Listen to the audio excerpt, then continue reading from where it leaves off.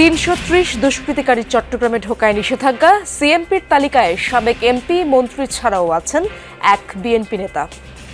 যেহেতু তাদের নাম এবং তালিকাগুলো চলে আসছে এবং সেই সাথে যদি আমরা তাদের ফটোগ্রাফটাকে আমরা সেট করে দিই, তাদের স্বল্প বিস্তরে যদি আমরা তার বায়োডাটাটাও সেট করে দিই, তাহলে তাদেরকে শনাক্ত করতে সুবিধা হবে। আওয়ামী লীগহীন গোপালগঞ্জ ১-এ বদলে গেছে ভোটের সমীকরণ। কুমিল্লা ১-এ ভোটারদের চাওয়া মেঘনা সেতু।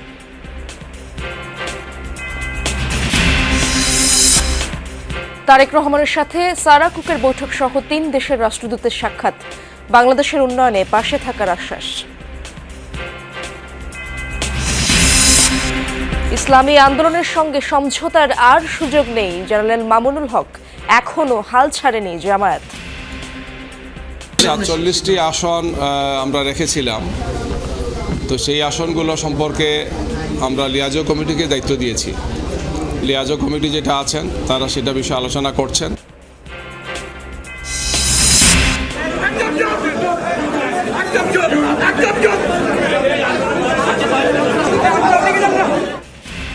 দ্বৈত নাগরিকত্ব ইস্যুতে ইসির আপিল শুনানিতে হট্টগোল। হাসনাতের আপিলে কুমিল্লা ৪-এ বিএনপি প্রার্থীর মনোনয়ন বাতিল।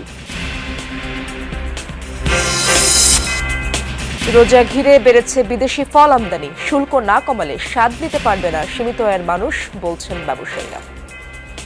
আপেলের দামও বাড়তি, বেদানার দামও বাড়তি, আঙ্গুরের দামও বাড়তি।